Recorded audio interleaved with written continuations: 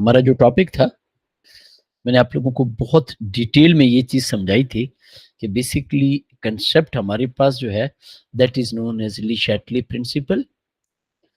इसमें हमने मेन ये चीज़ पढ़ी थी कि if a syst I am sorry, if a system is at equilibrium and disturbed by external factor, system shift itself in such a way it minimize the effect of external factor। मैंने specifically आपको कहा था हम minimise की बात करते हैं। फिर बेटा मैंने रफ वर्क में आपको बहुत डिटेल में बताया था कि आपके पास अगर रिएक्शन एंडो है, एक्सो है, हम टेम्परेचर चेंज करते हैं क्या होता है, हम प्रेशर चेंज करते हैं क्या होता है, क्यों प्रेशर इंक्रीज करने से आपके पास गैसेस या इक्विलिब्रियम शिफ्ट होता है in direction of lesser number of mole. And then we go in the detail कि हमारे पास केसी या केपी की वैल्यू सिर्फ टेम्परेचर चेंज करने से होती है। फिर हमने कहा था जी कि ये हमारे पास कंसंट्रेशन का इफेक्ट है, कंसंट्रेशन इंक्रीज करने से और डिक्रीज करने से इक्विलिब्रियम जो है वो आपके पास राइट या लेफ्ट डिपेंडिंग कि आप किसकी रिएक्टेंट की इंक्रीज कर रही हैं या प्रोडक्ट की इंक्रीज कर रही हैं या रिएक्टेंट की डिक्रीज कर रही हैं या प्रोडक्ट की, पोजीशन ऑफ इक्विलिब्रियम चेंज होती है। ये हमने स्टेप बाय स्टेप डिटेल में पढ़ा था। प्रेशर में हमने ये कहा था कि हमारे पास इक्विलिब्रियम शिफ्ट होता है इन लेसर नंबर ऑफ मोल की डायरेक्शन में। वहां पे बेटा हमने दो तीन चीजें पढ़ी थी और इसमें आखिर में हमने ये भी पढ़ा था कि regardless the position of equilibrium, equilibrium right shift हो रहा है या लेफ्ट शिफ्ट हो रहा है, it doesn't matter, pressure increase करने से rate of reaction for gases always increase होगा। ये बेटा हमारे कुछ पॉइंट थे। आज बेटा दो छोटे छोटे पॉइंट्स हैं, पहले हम उन्हें डिस्कस करते हैं, फिर हम इसकी एग्जाम क्वेश्चन देखेंगे। मैंने आपको लास्ट क्लास में भी बताया था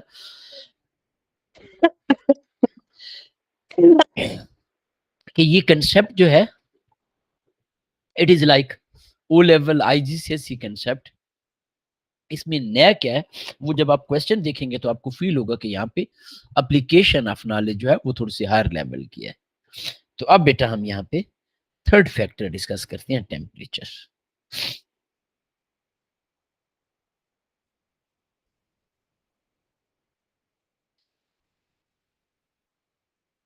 अच्छा बेटा, टेम्परेचर का ना जो एक्चुअल कंसेप्ट है वो तो बड़ा सिंपल सा है। क्या कंसेप्ट है? whenever we increase temperature, equilibrium shift in direction of endothermic reaction। whenever we increase temperature, equilibrium shift in direction of endothermic. लेकिन बाजों का बच्चों को इस कंसेप्ट को, इस चीज को समझने में प्रॉब्लम होता है, तो हम बकायदा स्टेप बाय स्टेप डिटेल में इन चीजों को डिस्कस करेंगे। एक्चुअल कंसेप्ट यह है कि आपके पास rise in temperature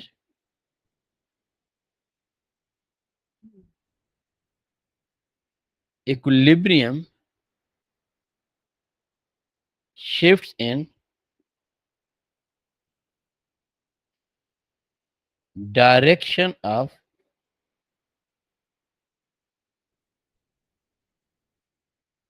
endothermic reaction।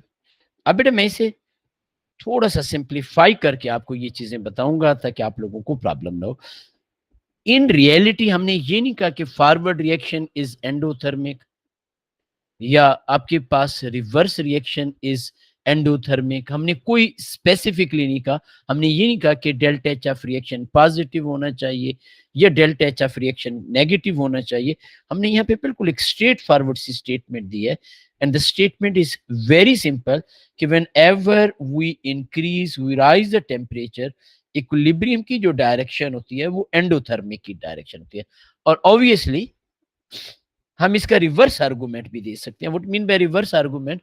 When we are decreasing temperature तो equilibrium shift in exothermic reaction. वो मैंने जानबूझ के यहाँ पे नहीं लिखा। मैं इसी स्टेटमेंट को, इसी कंसेप्ट को थोड़ा सा स्टेप बाय स्टेप करके आपको समझाता हूँ। कैसे बेटा? देखिए बेटा, हम यहाँ पे ये कहते हैं कि लेट से delta H of reaction is negative. याद रखिए ये जो डेल्टा एच ऑफ रिएक्शन हम नेगेटिव कह रहे होते हैं, ये हम फॉरवर्ड डायरेक्शन की बात कर रहे होते हैं। ये आपके पास हम जब कभी भी डेल्टा एच लिखते हैं, we always write delta H for forward reaction बेटा। ये बेटा हमारे पास रूल होता है। तो अब बेटा मैं यहाँ पे बताता हूँ, कोई भी चीज हो आपके पास, बाय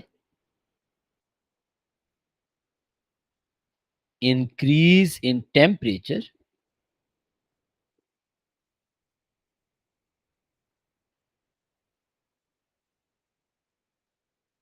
अब चूंकि फॉरवर्ड एक्सो है, फॉरवर्ड आपके पास नेगेटिव से मुराद क्या है बेटा, एक्सो।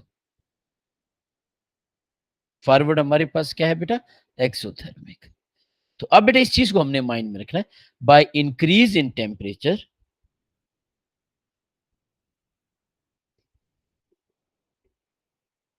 Equilibrium shifts in backward direction. इसी बैकवर्ड डायरेक्शन को आप कहते हो left hand side as well. Left hand side is comparatively better option as compare to backward reaction. और हम यहाँ पे लिखते हैं, अब मैं स्टेप बाय स्टेप एक एक चीज लिख रहा हूं ताकि आप लोग अगर याद करना चाहें तो आपके सामने एक चीज हो, आपको क्लियर पिक्चर हो। By decrease in temperature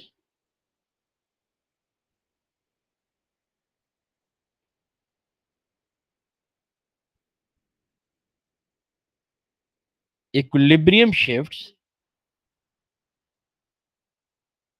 in forward direction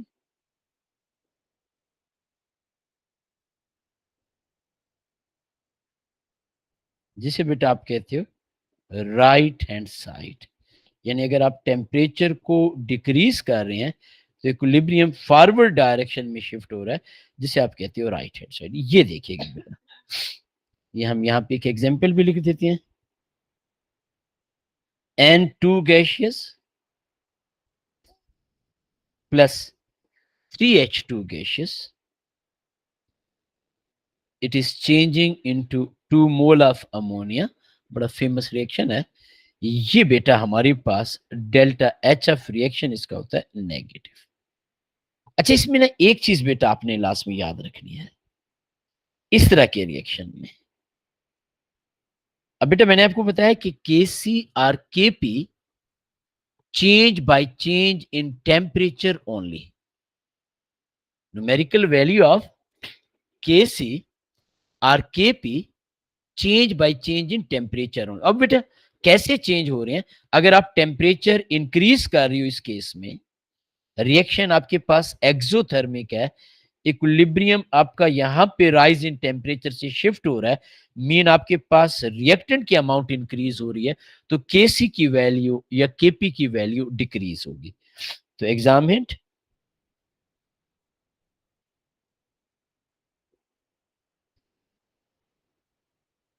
for exothermic reaction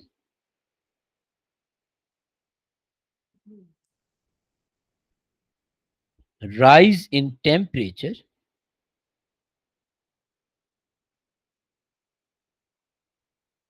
Kc or Kp value decrease. ये बेटा आपके जहन में होना चाहिए कि जब हम टेम्परेचर को इंक्रीज करेंगे और रिएक्शन हमारे पास एक्सो है, मैंने आपको पहले भी बताया ये जो हम साइन लिख रहे होते हैं, ये साइन एक्चुअली फॉरवर्ड रिएक्शन को होता है।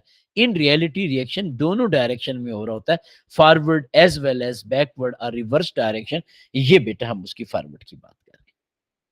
अब बेटा बिल्कुल इसी पैटर्न पे, इसी स्टाइल में अगर हम ये कहें कि हमारे पास delta H of reaction is equal to positive, in other word आप कह रही हो कि हमारे पास forward reaction is endothermic.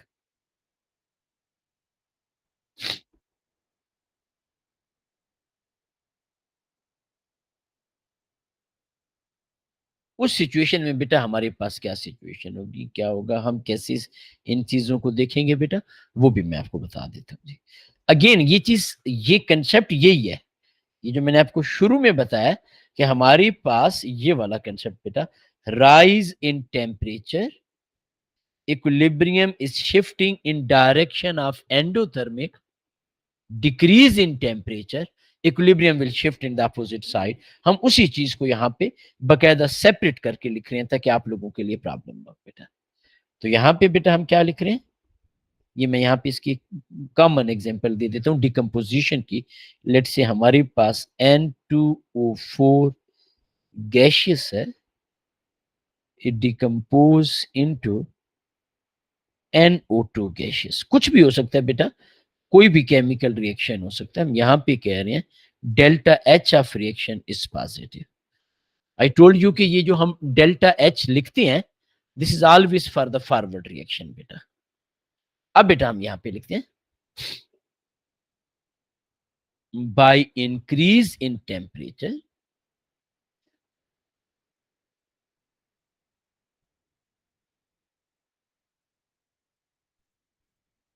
Equilibrium shift इन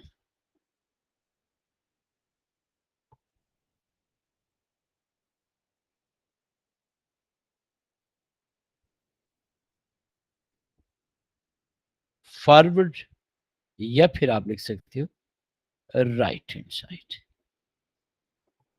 और बिल्कुल इसी तरीके से यहां पे इसका हम अपोजिट लिख रहे हैं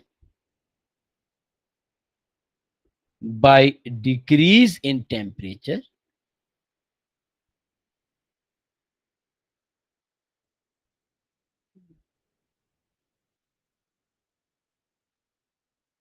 equilibrium shifts in left hand side। अब बेटा जब राइजिंग टेम्परेचर से इक्विलिब्रियम फॉरवर्ड शिफ्ट हो रहा है, प्रोडक्ट ज्यादा हो रहे हैं, तो केसी या केपी की वैल्यू हमारे पास इंक्रीज होगी। तो हम यहाँ पे उसी पैटर्न पे यहाँ पे कुछ एग्जाम हिंट लिख देते हैं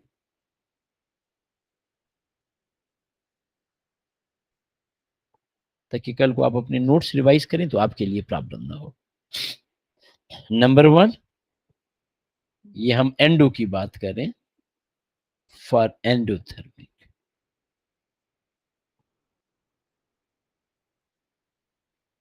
rise in temperature, Kc or Kp value increase. एक चीज बेटा हमारे पास आ गई, राइज इन टेम्परेचर से केसी या केपी की जो वैल्यू है बेटा वो इंक्रीज हो रही है। Second point,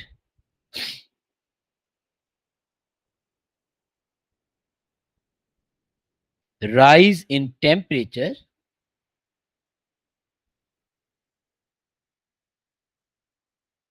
always increase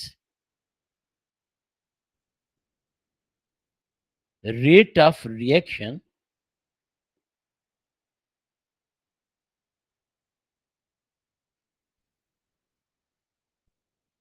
regardless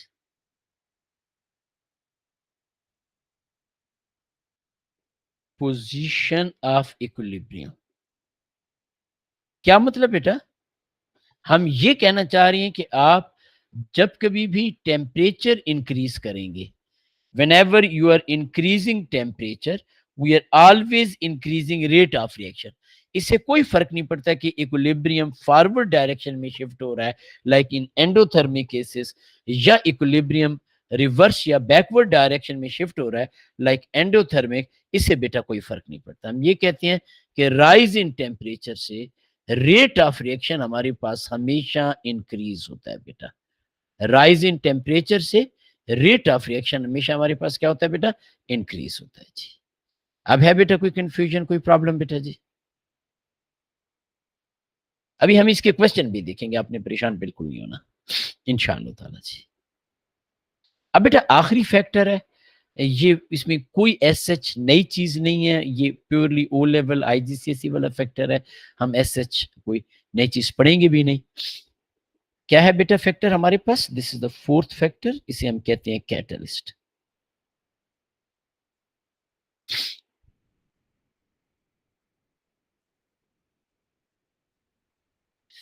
अच्छा, कैटलिस्ट के केस में बेटा आपने याद रखना है कि हमारे पास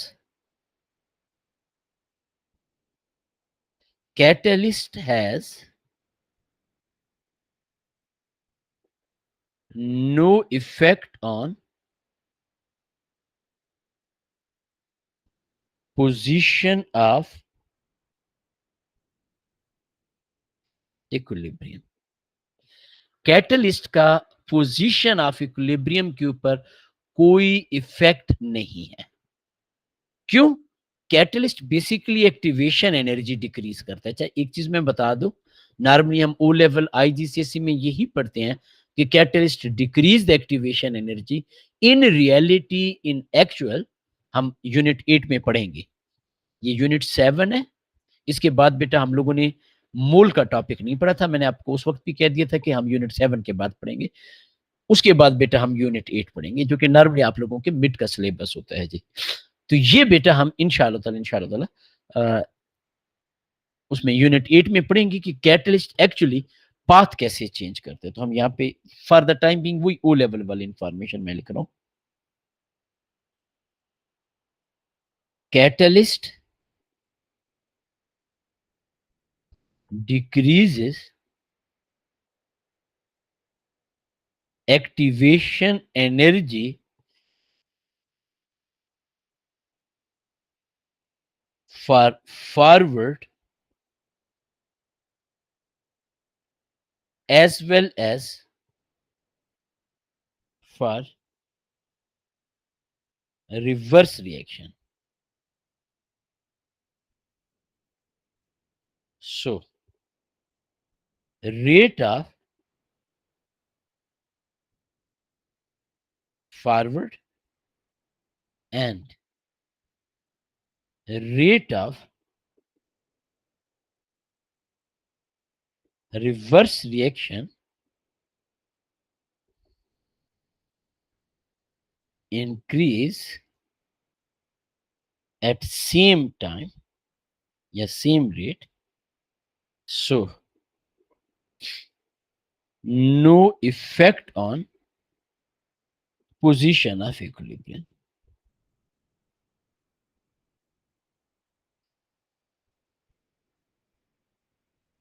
क्योंकि ये एक्टिवेशन एनर्जी डिक्रीज कर रहा होता है। किसकी बेटा एक्टिवेशन एनर्जी डिक्रीज कर रहा है? Forward reaction as well as reverse reaction, दोनों की बेटा। क्योंकि ये दोनों की एक्टिवेशन एनर्जी डिक्रीज कर रहा है और सेम उसके साथ डिक्रीज कर रहा होता है, इसलिए बेटा हम कहते हैं कि इसका किसी किस्म का कोई इफेक्ट नहीं है। ये बेटा हमारे पास होगा जी। अब है बेटा कोई कंफ्यूजन, कोई प्रॉब्लम बेटा किसी बच्चे को जी?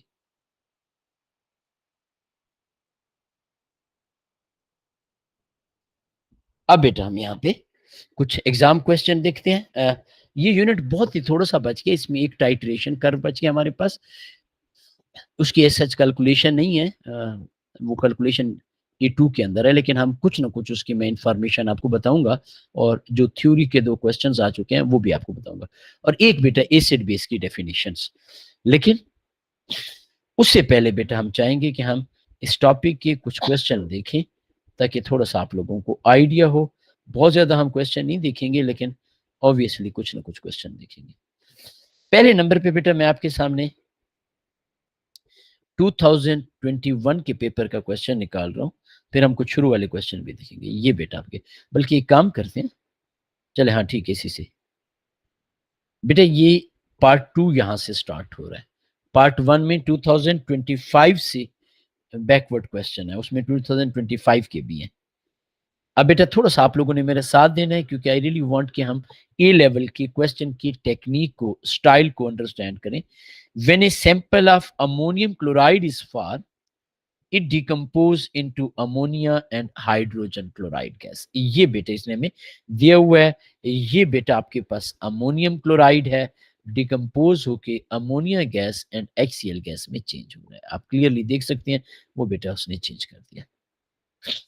अब बेटा ये जो गैसेस हैं, ये इस सॉलिड सरफेस के साथ कोलाइड कर रही हैं, और यहां पे आप देखें इस जगह पे, तो उसने आपको अमोनियम क्लोराइड रीफॉर्म दिया हुआ है, यानी ammonia gas and axial gas, ये ओ लेवल में डिफ्यूजन में भी आप पढ़ चुके हैं, when they react they change into ammonium chloride. अब बेटा मैं बार बार आपको कह चुका हूं, एग्जैक्टली इस पैटर्न के क्वेश्चन जो पहले 31 से लेकर 40 तक है वो नहीं आते, लेकिन स्टिल ऐसे क्वेश्चन आते हैं एक दो पेपर में जहां पे एक से ज्यादा ऑप्शन करेक्ट हो सकती हैं जी।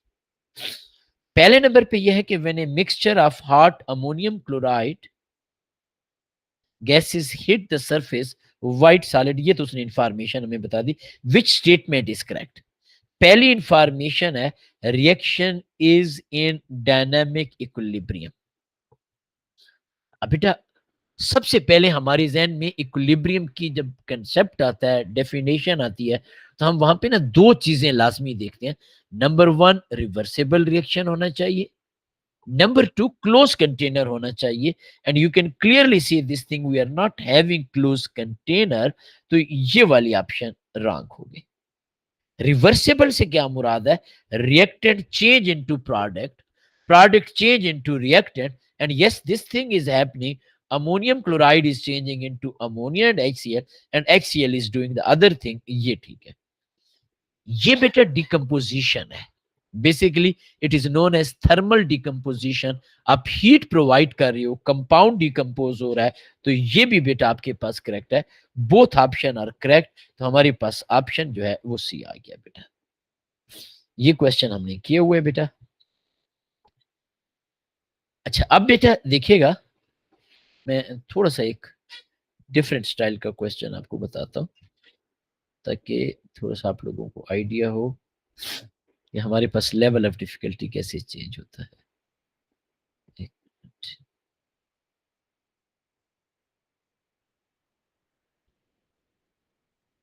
एक मिनट, मैं बिल्कुल शुरू वाले हम क्वेश्चन कर लेते हैं, क्योंकि जो चीज मेरे जहन में आ रही है वो पुराने पेपर में थी। अल्लाह, यस, इन शुरू वाले पेपर्स में काफी ज्यादा आ जाएगी।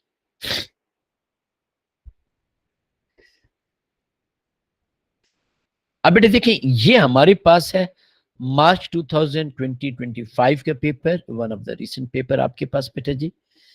वैसे अब जून का पेपर भी आ गया है, और इंशाल्लाह नेक्स्ट क्लास में, वैसे अभी मेरे पास लैपटॉप में है, नेक्स्ट क्लास में मैं आपको दिखाऊंगा।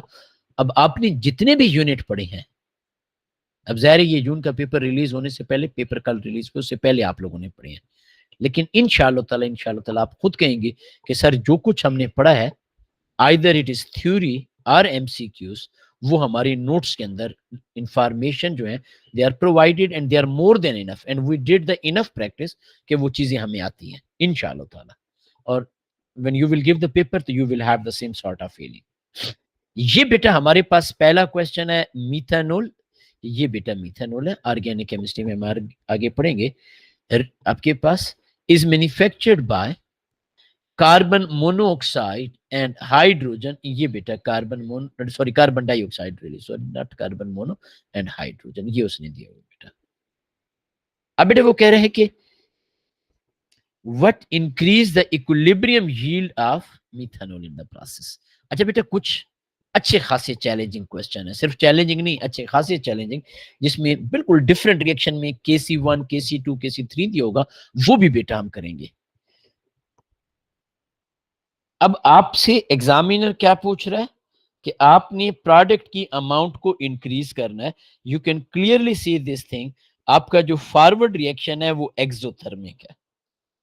एक्सोथर्मिक है तो हमें टेम्परेचर डिक्रीज करना होगा। अगर हम गैसेस के मोल देखें, तो आपके पास रिएक्टेंट के मोल CO2 and H2, reactant side पे 4 मोल है, प्रोडक्ट साइड पे 2 मोल है। Obviously when we increase pressure, volume of gas decrease, equilibrium shift in direction of lesser mole, तो increasing pressure is right option. Excess of steam, ये product है, ये गलत होगा। कैटलिस्ट हैज नो इफेक्ट, और temperature में exothermic reaction है, equilibrium will shift in backward, तो हमारे पास जो ऑप्शन आ गए वो बेटा ये आ गए जी। अब बेटा हम यहाँ पे नेक्स्ट देखते हैं। ये बेटा आपके पास है 2025। अच्छा, ये मैंने जून गलती से लिख दिया, ये भी बेटा आपके पास मार्च के पेपर का है। जून के पेपर के अभी मैंने क्वेश्चन ऐड नहीं किए, ये भी मार्च का पेपर है। अब बेटा वो कह रहे हैं कि टू कंडीशन, टू बोल्ड लिखा हुआ है, मैंने आपको पहले भी बताया था, whenever something is written in bold इसका स्कोर होता है, that favor the production of PCl5, PCl5 is our product। Reaction negative sign है, एक्सोथर्मिक है। एक्सोथर्मिक में डिक्रीज इन टेम्परेचर हमारे पास होना चाहिए।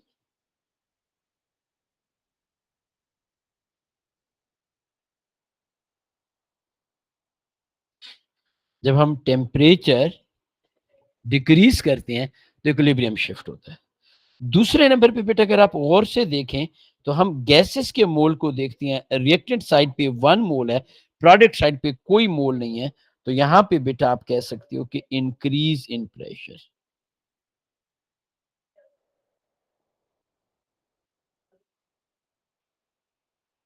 ये बेटा आपके पास आ गया। अब ये बहुत मजे का क्वेश्चन है, एक मिनट, आप सबको नजर आ रहे हैं बेटा? ये क्वेश्चन बेटा 2 टाइम रिपीट हुआ है विद ऑलमोस्ट सेम वर्डिंग। नवंबर 2024 में ये लास्ट टाइम आया था। क्वेश्चन आपके सामने गिवन है, आप लोगों के पास 1 मिनट है, आप इसे अटेम्प्ट करें बेटा, शाबाश। मैं ये चाहूंगा ताकि थोड़ा सा मुझे आइडिया हो कि आपको कितनी समझ आ गई बेटा।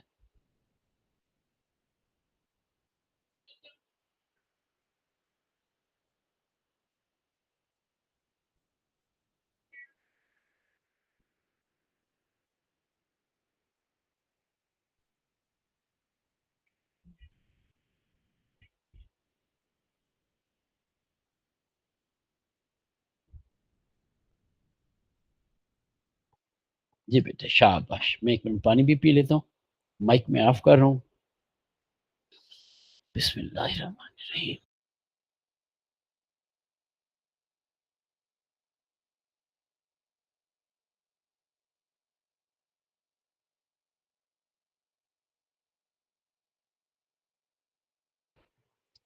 जी बेटा, किसी बच्चे ने अटेम्प्ट किया ये क्वेश्चन?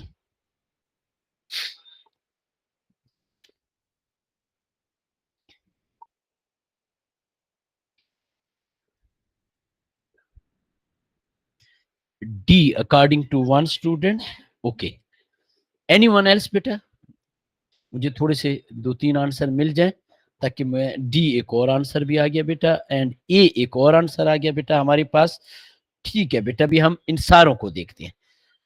ए एक और आंसर भी आ गया। अब बेटा देखिए, यहां पे ना इस क्वेश्चन में अगर आप इस टैब 2 को ओपन करती हैं, वैसे ही आप लोगों ने कहा ना कि ओपन द टैब 2, ये लिथियम है बेटा आपके पास, and as per examiner lithium यहां पे उसने दिया हुआ है रिएक्ट विद नाइट्रोजन आपके पास at room temperature to form lithium nitrite. अब बेटा जब नाइट्रोजन रिएक्ट कर जाएगा, नाइट्रोजन की परसेंटेज डिक्रीज हो जाएगी, तो आपको पता है इक्विलिब्रियम कहां शिफ्ट करेगा बेटा? जब रिएक्टेंट की कंसेंट्रेशन डिक्रीज हो गई तो equilibrium will shift in left hand side, इसको हम कहते हैं लेफ्ट हैंड साइड। जबकि हम लोगों को क्या चाहिए, आप इस क्वेश्चन को अगर गौर से देखें तो एग्जामिनर हमें कह रहे हैं कि आपने क्या करना है, most ammonia, that is our target, we want to get maximum ammonia. जबकि इस केस में जब इक्विलिब्रियम लेफ्ट साइड पे शिफ्ट हो रहा है, we are not getting more ammonia, तो 2 को तो क्लोज रहना चाहिए, यानी ओपन टैप 2, ये तो बेटा हमने क्लोज कर दिया। अब बेटा अगर हम 1 की बात करते हैं, यहां पे वैक्यूम है, there is no gases over here, जब आप इस 1 को ओपन करेंगे तो आपके पास ये जो टोटल एरिया है, ये वॉल्यूम इंक्रीज हो जाएगा। क्या हो जाएगा, मैं इसको 1 मिनट इससे कर देता हूं। हम क्या कह रहे हैं कि आपके पास ये एक ओवरऑल आ जाएगा, and you can clearly right this thing volume increased. I am sorry, मैं बाहर से लिख लेता हूँ पेंसिल से, वो हाइलाइटर से थोड़ा सा वो हो जाता है। अच्छा बेटा, जब वॉल्यूम इंक्रीज होगा तो इन अदर वर्ड हमारे पास प्रेशर डिक्रीज हो गया। और प्रेशर डिक्रीज होने का मतलब ये होता है equilibrium shift in direction of more mole, and on reactant side you can clearly see this thing कि हमारे पास जो मोल है वो 4 प्रेजेंट है। प्रोडक्ट साइड पे हमारे पास 2 मोल प्रेजेंट है, इसलिए हमें 1 को भी ओपन नहीं करना चाहिए। This is also wrong. तो what mean by this, we need to keep both 1 and 2 open. ये बेटा हम सॉरी क्लोज्ड, ये ए इज आवर आंसर। अब आपने नोट किया इस क्वेश्चन में एक ट्रेडिशनल वे जो होता है, एक जो नॉर्मल वे होता है, उससे एग्जामिनर हट के क्वेश्चन हमें दे रहा है। ये एक डिफरेंट स्टाइल ऑफ क्वेश्चन है बेटा। नोट कर लिया बेटा आप सबने? अब बेटा हम यहाँ पे एक और क्वेश्चन की तरफ आ जाते हैं। कोई कंफ्यूजन तो नहीं है बेटा किसी बच्चे को? जी, ये क्वेश्चन बेटा आपने देखना है जी। मैंने आपको कहा है कि हम नॉर्मल स्टाइल से हट के कुछ क्वेश्चन देख रहे हैं ताकि आप लोगों को कंफ्यूजन ना हो, कोई प्रॉब्लम ना हो, and you must be ready for every type of question. आपके पास नोट्स हैं, नोटबुक अगर आप यूज कर रहे हैं तो काइंडली उसके ऊपर आप लिख लिया करें part 1 question number 5 unit this, या फिर आप ये वाला कम से कम लिख दिया करें कि आपके पास ये वाला क्वेश्चन है जी। ठीक हो गया? अब बेटा आपने इस क्वेश्चन को अटेम्प्ट करना है और मुझे बताना है बेटा।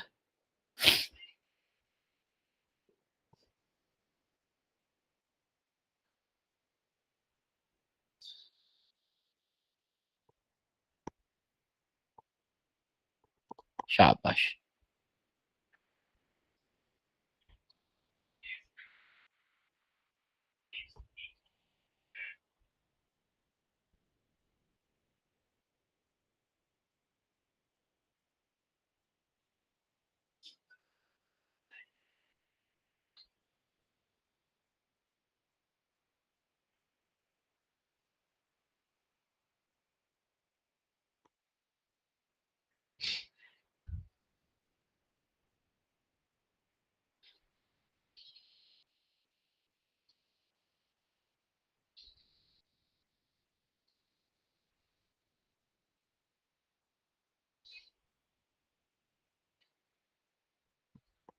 सिर्फ 1 मिनट बेटे, कॉल आ रही है, आप in the mean while question करें।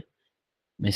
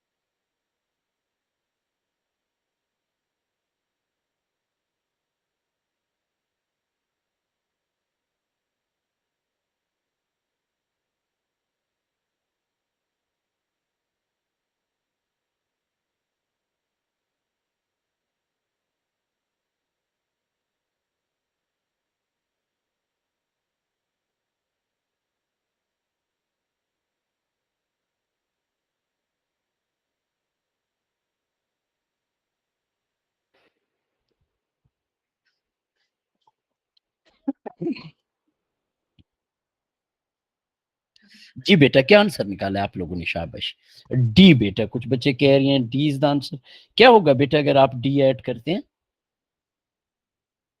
यानी what will be the impact of addition of D बेटा?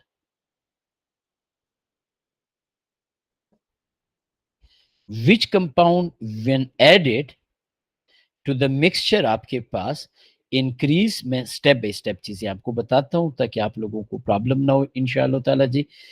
Increase the amount of this thing देखिएगा बेटा, हमारा जो टारगेट है, हमारा एम है, वो बेटा हमने इसको, इस कंपाउंड को, इस सॉलिड को वो करना है। अच्छा, आपने कहा कि ऑप्शन डी, डी में बेटा हमारे पास सोडियम क्लोराइड है। Number one, sodium chloride is a neutral compound. Sodium chloride is a neutral compound, आप सबको पता है इसकी पीएच 7 होती है। एक तो इसका पीएच के ऊपर कोई इफेक्ट नहीं होगा। सेकेंडली, इस पूरे के पूरे रिएक्शन में you can clearly see this thing, ना तो कहीं पे आपको सोडियम आयन नजर आ रही हैं, ना ही क्लोराइड आयन नजर आ रही हैं। So it has no effect. इसको बेटा हम इलिमिनेट कर देते हैं। ये बेटा जो कंपाउंड है, this is known as, good शाबाश बेटा, ethanoic acid. It's an acid. Acid हमेशा बेस के साथ, OH के साथ रिएक्ट करती है।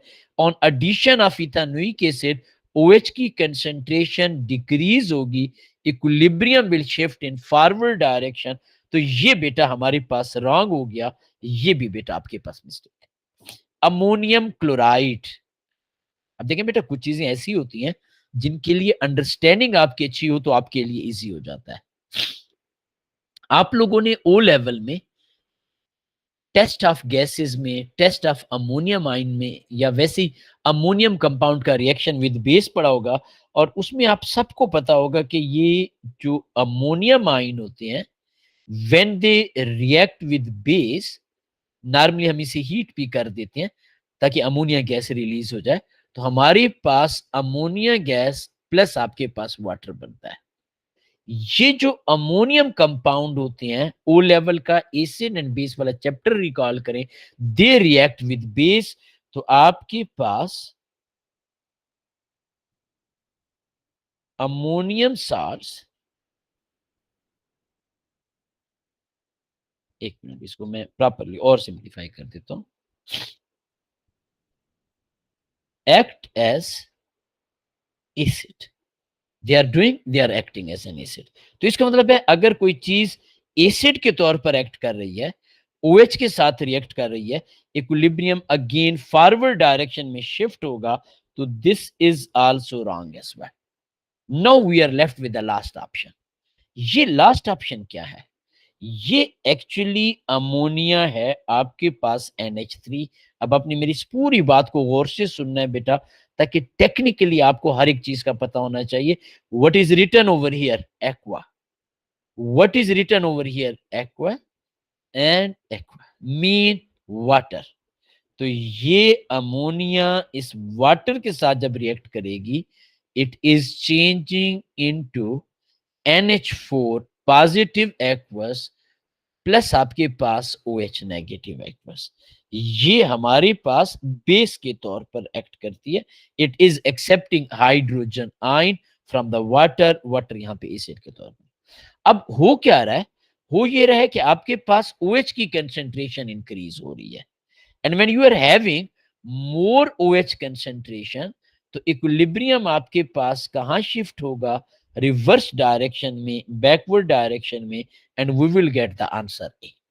बेटा, मैंने एक एक पॉइंट, एक एक चीज इसलिए डिटेल में बताई है कि आपको किसी किस्म की कोई कंफ्यूजन, कोई डाउट ना रहे, प्लस आपको ये आइडिया हो कि इन फ्यूचर इस तरह के क्वेश्चंस कैसे करते हैं बेटा। अब देखिए बेटा, ये हमारे पास एक ग्राफ है, परसेंटेज ऑफ अमोनिया आपके पास at equilibrium when nitrogen and mix, temperature, और ये अच्छा, ये खैर हम आगे पढ़ेंगे, कोई आपने ऐसा टेंशन नहीं लेनी। आपने खैर ओ लेवल में भी पढ़ा होगा, लेकिन मैं फिर भी आप लोगों को आगे थोड़ा सा इसके बारे में बताऊंगा। क्या है बेटा हेबर प्रोसेस? एटलीस्ट आपको ये जो ओ लेवल वाली बेसिक इंफॉर्मेशन है वो पता होनी चाहिए। Nitrogen gas reacting with hydrogen gas, reversible reaction, it is changing into ammonia। ये रिएक्शन हमारे पास एक्सोथर्मिक होता है। बाकी वही कंडीशन जो आप पहले पढ़ते आ रहे हो कि हमारे पास नॉर्मली हम यहाँ पे iron 3 oxide, even iron solid भी एज ए कैटलिस्ट यूज कर सकते हैं। हम यहाँ पे कहते हैं कि टेम्परेचर की एक रेंज होती है 400 डिग्री सेल्सियस से लेकर 500 डिग्री सेल्सियस तक। हालांकि एक्सोथर्मिक है, लेकिन हम हाई टेम्परेचर फिर भी रख रहे हैं। रीजन ये होती है कि हमारे पास परसेंटेज यील्ड तो लो होगी हाई टेम्परेचर पे, but rate of reaction is faster. इससे हायर करेंगे तो परसेंटेज यील्ड इफेक्ट होगी, इससे लो करेंगे तो रेट इफेक्ट होगा। This is industrial process. Pressure बेटा हम लोग यहाँ पे यूज करते हैं 200 एटमॉस्फेरिक प्रेशर। ये मुझे पूरे यकीन है आप में से हर एक बच्चे ने Haber process, contract process, O level IGCSE में पढ़ा हुआ है। सिर्फ यहाँ पे हम ये बता रहे हैं कि ये एक्सोथर्मिक है। अब बेटा आपके पास अगर एक्सोथर्मिक है, ये आप देख सकते हैं, ये हमारे पास क्या है, एक्सोथर्मिक है, तो percentage yield at lower temperature will be higher. तो आपने एक तो ये देखना है, ये वाली ऑप्शन गलत है। क्यों? 500 के ऊपर ये परसेंटेज यील्ड दिखा रहा है। ये वाली ऑप्शन भी गलत है क्योंकि हाई टेम्परेचर के ऊपर हायर परसेंटेज दिखा रहा है। तो अब आपने नोट किया, मैंने डायरेक्टली दो ऑप्शन को इलिमिनेट कर दिया। Now we are left with option A and option D. इन दोनों में हमें क्या फील हो रहा है? When we are increasing pressure, आप यहां पे देख सकते हैं, ये बेटा आपके पास रिएक्टेंट है, इनके आपके पास मोल है 4 मोल। ये बेटा आपके पास प्रोडक्ट है, इसके बेटा आपके पास है 2 मोल। When we increase pressure, equilibrium shift in forward direction. तो प्रेशर इंक्रीज करने से आपके पास परसेंटेज यील्ड इंक्रीज होनी चाहिए, जबकि यहां पे वो कह रहा है प्रेशर इंक्रीज करने से ये परसेंटेज यील्ड डिक्रीज हो रही है। So this option is also wrong. तो हमारे पास करेक्ट ऑप्शन क्या आ गया बेटा? डी आ गया। मैंने एक एक पॉइंट, एक एक चीज इसलिए बताई है कि आपको एग्जैक्टली पता चल जाए कि कैसे हम इन चीजों को अप्लाई करते हैं, क्या इनका प्रोसीजर होता है एंड ऑल अदर थिंग्स। अब है कोई कंफ्यूजन, कोई प्रॉब्लम बेटा?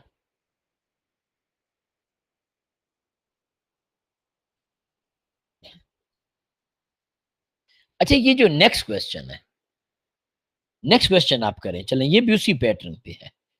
ये जून 2013 के पेपर का, सॉरी 24 के पेपर का क्वेश्चन है, पेपर 13। शाबाश। नेक्स्ट क्वेश्चन उसी पैटर्न पे करें।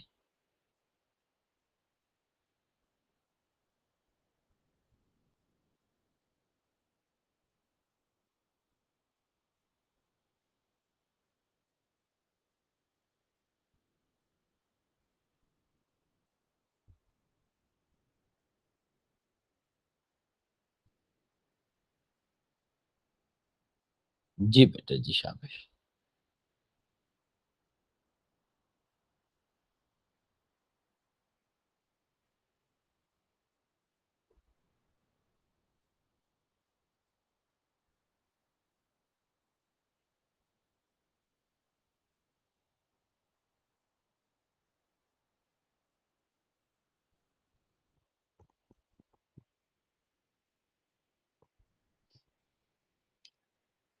वही रिएक्शन, उसी पैटर्न पे एग्जामिनर हमें बता रहा है कि हमारे पास रिएक्शन जो है वो एक्सोथर्मिक है, और बाकी वो चीजें बता रहे हैं बेटा।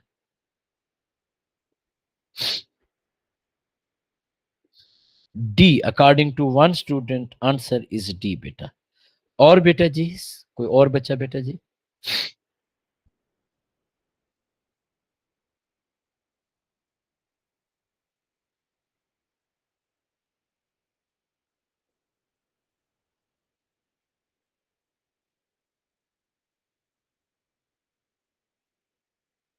अच्छा, एक चीज याद रखनी है, उसने बोल्ड करके भी आपके सामने लिखा हुआ है कि हमारे पास ओनली वन कंडीशन चेंज। ऐसा नहीं है कि आप प्रेशर भी चेंज कर दें और वो भी चेंज कर दें एंड ऑल अदर थिंग्स। तो अब बेटा एक बहुत सिंपल सी चीज, अगर आप इसको गौर से देखें तो आपके पास ना दो टेक्निकल चीजें हो रही हैं। पहले नंबर पे अगर आप चीज देखें, यहाँ पे मैं ये रूलर से आपके सामने लगा भी देता हूं। ये बेटा अगर हम यहाँ पे लेट से इस जगह पे लाइन ड्रॉ कर देते हैं, ठीक है जी, ये मैं आप लोगों को प्रॉपरली बता देता हूँ। ये एक मिनट, ये बेटा मैंने लाइन ड्रॉ कर ली। अच्छा, जब बेटा हमने लाइन ड्रॉ की, लेट्स से वैसी फॉर द टाइम बीइंग मैं यहां पे कहता हूं 10 सेकेंड। अब बेटा आपने मुझे ये बताना है कि एक्सपेरिमेंट नंबर 1 और एक्सपेरिमेंट नंबर 2 में 10 सेकेंड के अंदर, वैसे ये 10 या 30 या 40 जो भी आप लेना चाहें, टाइम कंसिडर करना चाहें, वॉल्यूम ऑफ अमोनिया गैस किसका ज्यादा प्रोड्यूस हुआ, एक्सपेरिमेंट 1 का या 2 का बेटा? मोर वॉल्यूम ऑफ अमोनिया गैस। तो आप क्लियरली कह सकते हो 2 का। It mean experiment 2 is faster. अब आपने ऐसी कोई कंडीशन अप्लाई की है जिससे रेट इंक्रीज हुआ है। अब रेट कैटलिस्ट से इंक्रीज होता है, लेकिन कैटलिस्ट से अमाउंट ऑफ प्रोडक्ट पे फर्क नहीं पड़ता।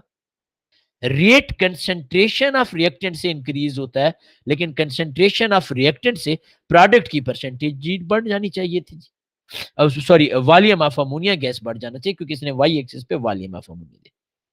बेटा आपके पास रेट इंक्रीज होता है प्रेशर से, आप प्रेशर बढ़ाते, इक्विलिब्रियम शिफ्ट होता है इन फॉरवर्ड डायरेक्शन, प्रोडक्ट का वॉल्यूम भी बढ़ जाता। अब ये ऐसी चीज है जिसने रेट को इंक्रीज किया बट प्रोडक्ट की अमाउंट को डिक्रीज किया। इट मीन हमने यहां पे टेम्परेचर को इंक्रीज किया। किसको इंक्रीज किया? Temperature. Faster but lesser volume of ammonia, so equilibrium shifted in left hand side. ये बेटा आपके पास आ जाता है। तो आपके पास डी इज द आंसर। अब आपको एक चीज की समझ आई है बेटा, concept is same but the way of asking question is more tricky as compare to O level और आईजीसीएसई। कंसेप्ट हम वही चेंज कर रहे हैं, वही यूज कर रहे हैं, we are not changing it, but हमारे पास वो चेंज हो गया। अब बेटा इसी तरीके से ये थ्योरी के क्वेश्चन है जी। पहले नंबर पे ये देखिए 2 स्कोर का क्वेश्चन है। एग्जामिनर हमें कह रहा है डिफाइन ली शेटली प्रिंसिपल। ली शेटली प्रिंसिपल में 2 स्कोर के ऊपर पहला स्कोर आपका होगा सिस्टम इज एट इक्विलिब्रियम। क्योंकि अगर सिस्टम इक्विलिब्रियम पे नहीं है फिर तो कंडीशन जो है उनका कोई काम नहीं है बेटा। तो first thing first, system is at equilibrium. उसके बाद बेटा हम कहेंगे कि हमारे पास equilibrium will shift itself in such a way it will minimise the effect of external factor.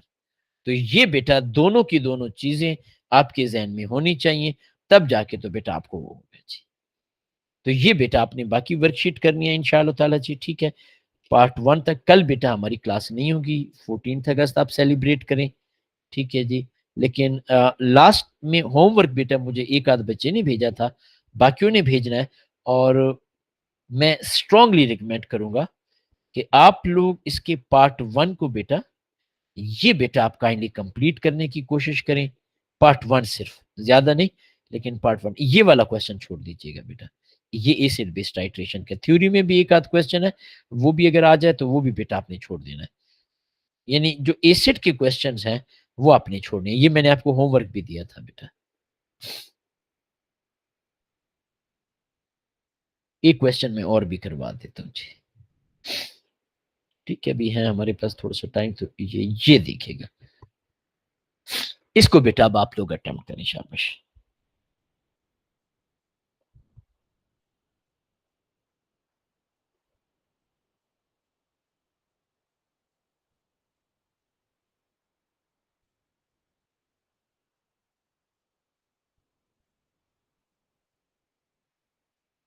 शाबाश।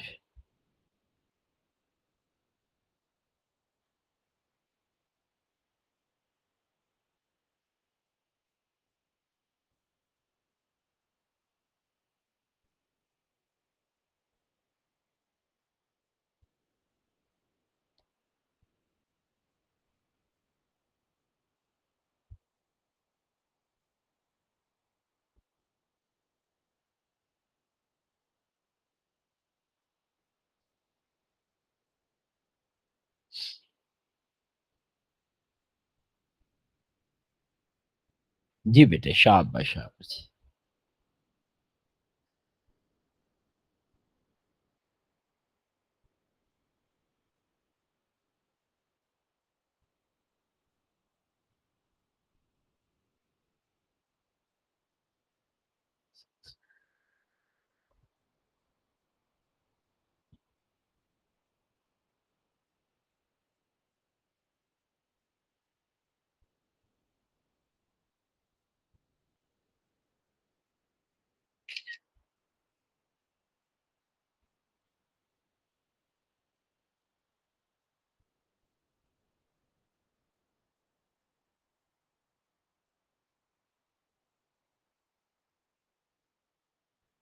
जी बेटे, शाबाश, बताइएगा बेटा।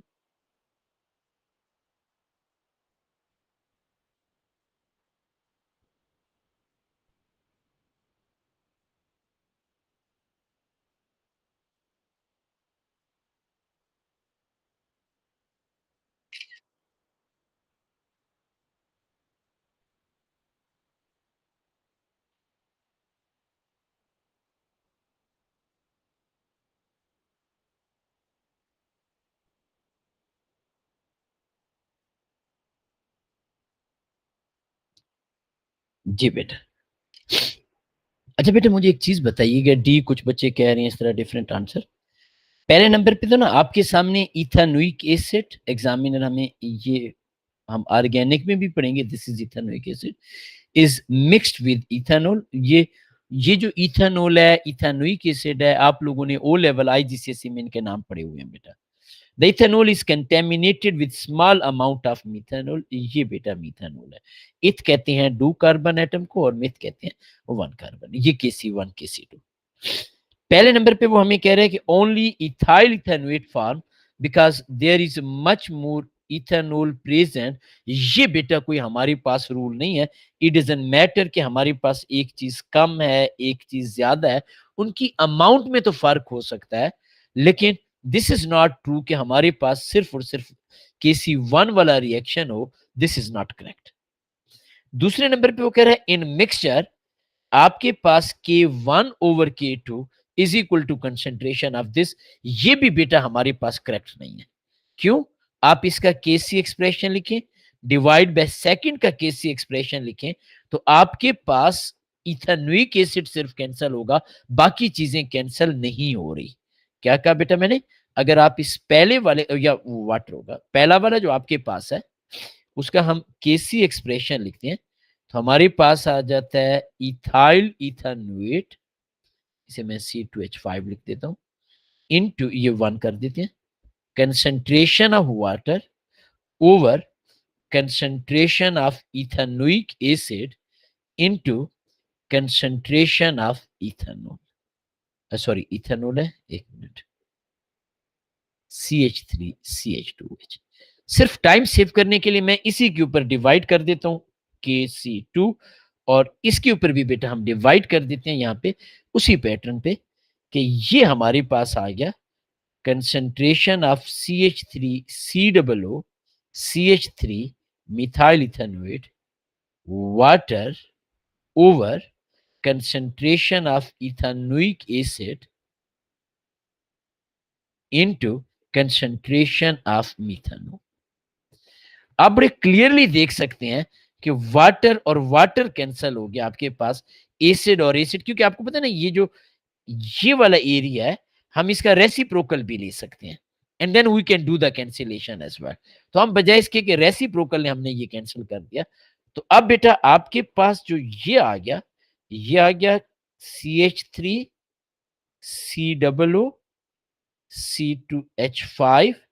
Divided by CH3CH2OH। इसका बेटा हम अगर रेसिप्रोकल ले लें तो हम इसे लिख देते हैं multiply by CH3OH divided by CH3COO CH3। तो you can clearly see this thing, ये वाली चीज डिफरेंट है। आप बेशक KC1/KC2 लिख दें, और यहां पे जो उसने चीज दी है वो बिल्कुल डिफरेंट है। ये मैंने इतनी डिटेल में इसलिए बताई कि कल को अगर एग्जामिनर कोई ऐसी चीज दे दे तो यू मस्ट हैव आइडिया बेटा। तीसरे में वो कह रहा है adding water will alter the molar ratio of two ester. अब बेटा आप जब वाटर ऐड करोगे, इक्विलिब्रियम यहां पे भी बैकवर्ड शिफ्ट होगा, इक्विलिब्रियम यहां पे भी बैकवर्ड शिफ्ट होगा, यानी दोनों सॉल्यूशन डाल्यूट हो जाएंगे।